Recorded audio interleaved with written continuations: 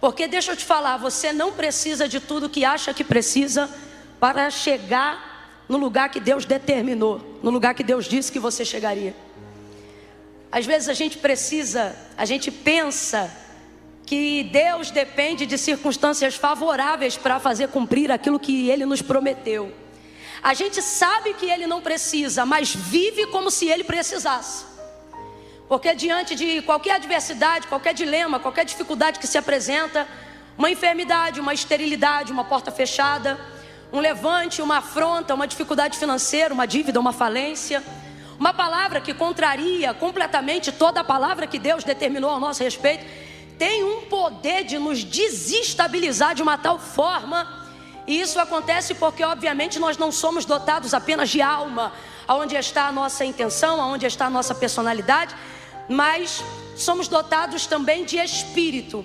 E se fôssemos dotados só de espírito, não ficaríamos abalados emocionalmente. Aconteça o que acontecesse, continuaríamos firmes no propósito que Deus já estabeleceu para nós. Mas como também somos dotados de alma, ficamos extremamente abalados emocionalmente, mentalmente, e sabemos que Deus não depende de circunstâncias favoráveis para operar, mas vivemos como se Ele dependesse de ajuda para fazer essas coisas acontecerem. Então, por mais que estejamos aqui reunidos nesta noite debaixo de uma palavra, a verdade é que muitos de nós entramos aqui abalados, pedindo para Deus confirmação acerca de coisas que Ele já disse, pedindo para Deus que continue falando conosco, e Ele, porque é bondoso e é misericordioso, e sabe que não somos mato, sabe que não somos semente, sabe que não somos peixe, sabe que não somos bicho, porque para esses Ele deu uma palavra e eles os obedecem desde o dia em que liberou essa palavra, né?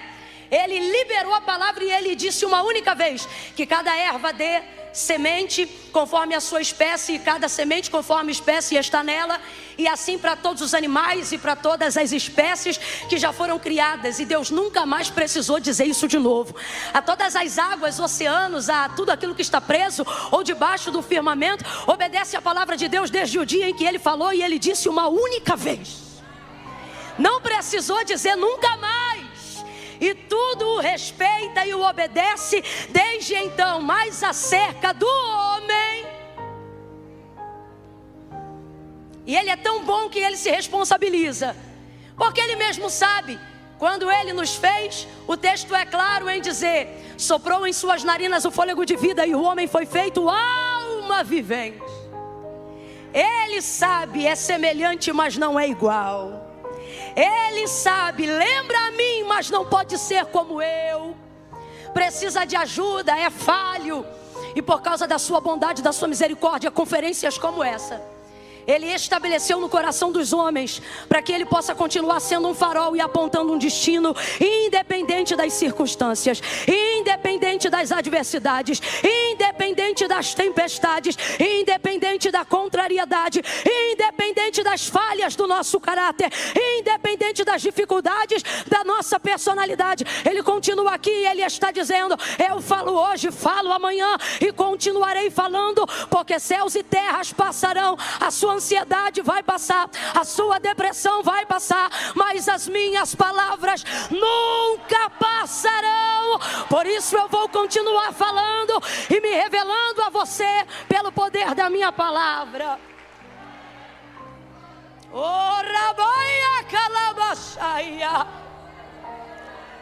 E Ele fala e não se cala.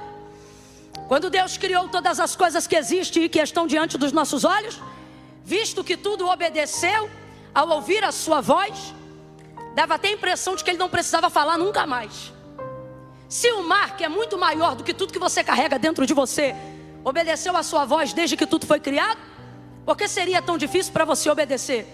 E é por isso que o salmista vai salmodiar e ele vai colocar o homem no pináculo da criação, quando messianicamente ele o compara ao Messias. E ele diz: pouco menor do que os anjos o fizeste, mas de glória o vestiste e o coroaste. Tem muitas coisas que Deus ama no mundo, mas nada compete com você. Nada. E você pode não acreditar nisso, e isso não muda essa verdade. Você pode não sentir isso agora, isso não muda essa verdade. Você pode não estar se sentindo amado aqui agora, e isso não muda essa verdade. E essa verdade não é uma história, é uma pessoa.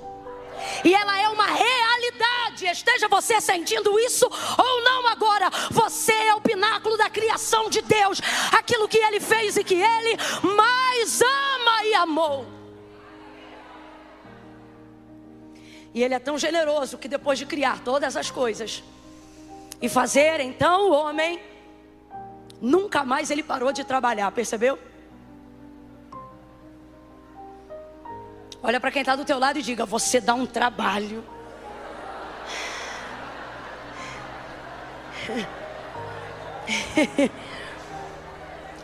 Mas não tem problema, não fique chateado com o trabalho que você dá.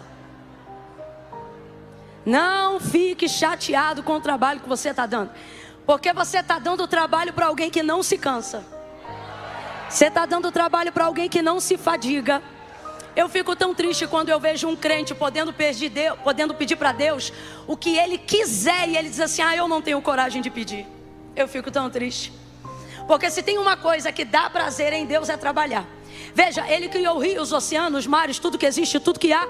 E ao 7º dia, não porque tinha necessidade, mas para estabelecer para nós um princípio, o texto diz que no 7º dia Ele descansou. Parou para admirar a sua obra, a sua criação. Só que depois de haver feito o homem, Deus nunca mais descansou.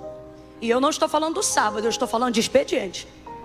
Nunca mais. E não sou eu que estou dizendo isso para te agradar, para fazer você se sentir amado, não. Como eu já disse, isso é uma verdade irrefutável, acredite você nela ou não. Nunca mais Deus... Rapaz, Deus criou baleia e descansou.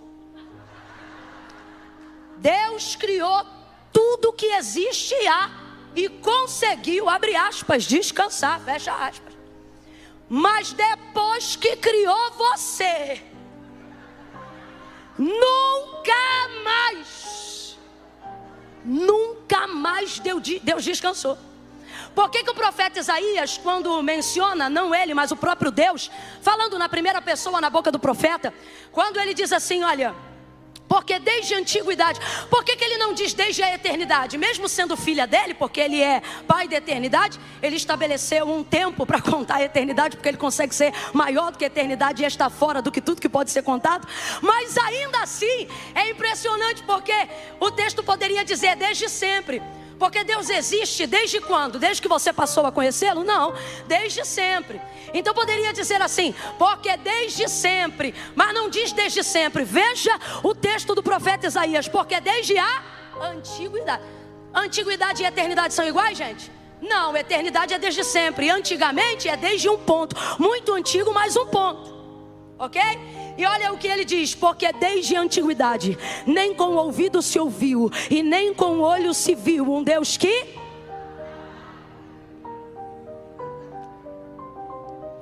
Um Deus que trabalha para aqueles que precisam. É um equívoco muito grande achar que Deus trabalha só para quem precisa. Na verdade é um erro enorme acreditar que você não deve pedir porque não merece, ou porque não precisa tanto quanto alguém que está precisando agora, seja na África, na Ásia, na Oceania. É um erro absurdo acreditar que o tempo de Deus não pode ser todo ele preenchido, porque vai faltar alguém atender se ele atender você. Você está pensando que você está lidando com quem? Talvez por uma inserção da própria cultura de onde nós viemos, paulatinamente sendo instruídos a acreditarmos em obras feitas por mãos de homens. Talvez tenhamos a dificuldade de acreditar num Deus que tenha um expediente incansável. E quando lemos o texto dizendo o ancião de dias, começamos a pensar que adoramos um velhinho. Veja isso. Deus não trabalha para quem precisa. É por isso que muita gente que já precisou muito, hoje odeia o Deus que um dia disse adorá-lo.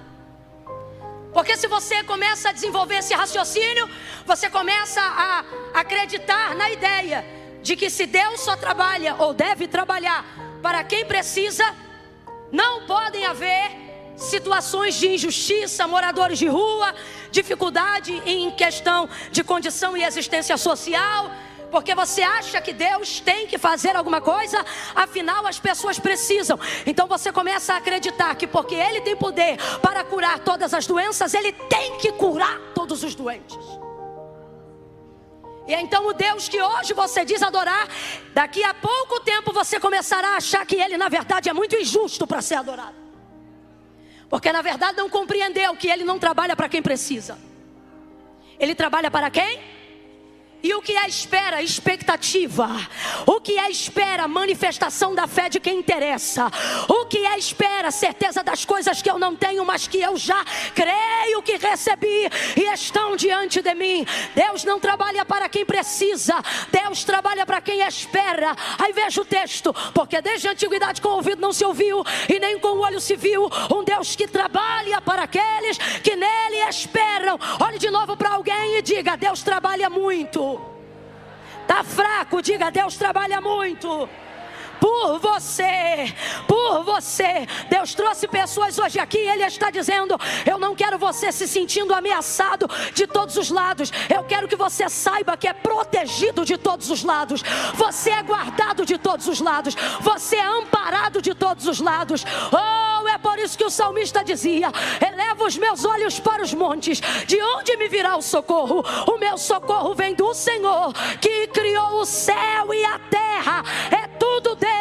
Aí ele diz: o sol não te molestará de dia e nem a lua de noite. O Senhor guardará a tua alma. Ele guardará a tua entrada, Ele guardará a tua saída. Ele te guardará de todo mal. Oh, aleluia. Deus te trouxe aqui e Ele está dizendo: porque tu tem ficado tanta insônia, tanta gastrite nervosa, tanta calvície por estresse. Deus está dizendo: porventura tu não sabe que tu te cansa, mas eu não. Tu esmorece, mas eu não. Tu falhas, mas eu não. Por isso dorme, porque quem te guarda nunca dormiu e nem vai dormir. Eis que não tosquenejará o guarda de Israel. O Senhor é quem te guarda.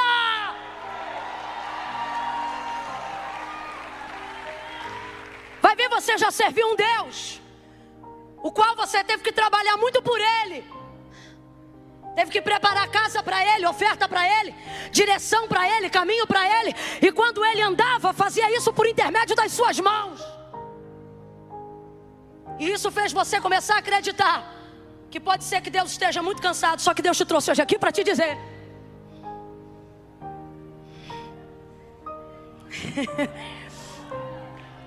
eu trabalho por você quando você nem me conhecia direito.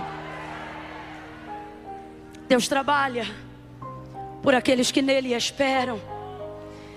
Tudo que existe e há, diz o autor da carta aos Hebreus, não foi feito por prova aparente do que se vê, mas antes céu e terra foram criados pelo poder da sua palavra. Camille, o que isso tem a ver com João 19? Tudo, presta atenção e para de ser ansioso.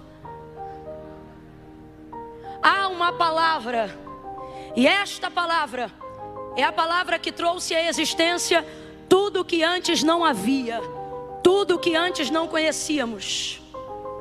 Então eu volto a dizer o que disse no início: você não precisa de tudo que acha que precisa para chegar no lugar que você deseja. Você não precisa de tudo que acha que precisa para estar aonde Deus disse que ia lhe colocar. Camille, eu preciso de quê? Você precisa de uma palavra apenas.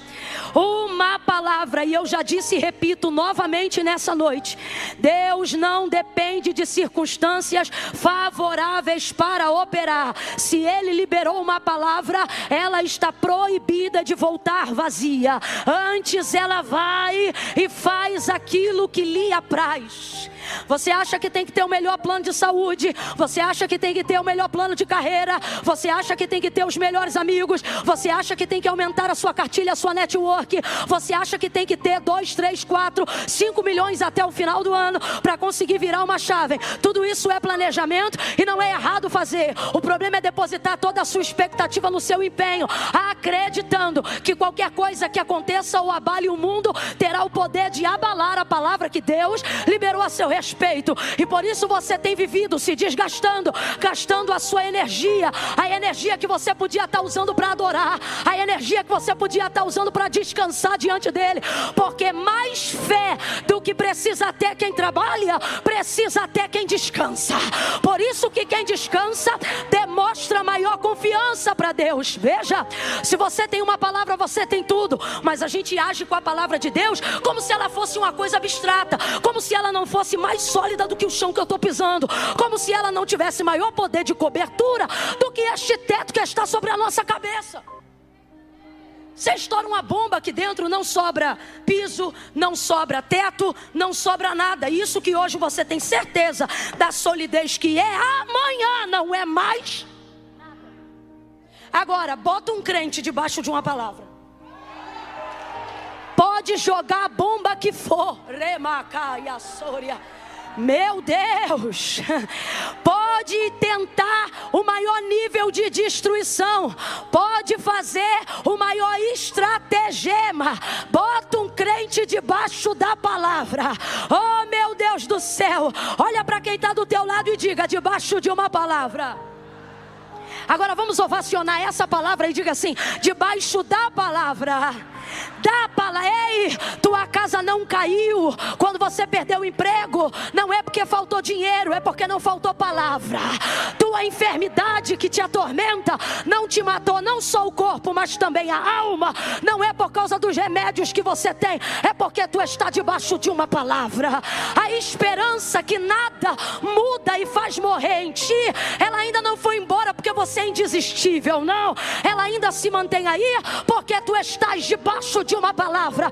Então para de considerar essa palavra sensorial e começa a crer que ela é mais sólida do que o chão que a gente pisa e mais contundente do que o teto que cobre a nossa cabeça. Você está debaixo de palavra, e quem está debaixo de palavra não naufraga, não perde, não rompe, não. Ai meu Deus. Pedro disse assim: havendo trabalhado toda a noite, nada apanhamos, mas sobre a tua lançarei a rede. Lançou a rede, pegou uma multidão de peixes tão grande, um cardume tão grande, que o barco quase ia a pique. E por que não foi a pique? Porque quem está debaixo de uma palavra vê o quase, mas não perde tudo. Você está aqui e está dizendo assim: Camila, eu estou debaixo da palavra, mas eu estou quase morrendo. Eu estou debaixo da palavra, mas eu estou quase perdendo. Camila, eu estou debaixo da palavra, mas eu estou quase me divorciando. E é este quase que não deixa concluir, porque a palavra de Deus está ali medindo o comprimento do barco, a estrutura da tua jangada. E Ele está dizendo: não vai. Por que não vai? Porque tu está debaixo de uma. Está na hora de você entender que isso aqui não é uma concentração de religiosos, meu irmão. Isso aqui é uma reunião de gente que existe, subsiste e resiste, porque está debaixo de uma palavra.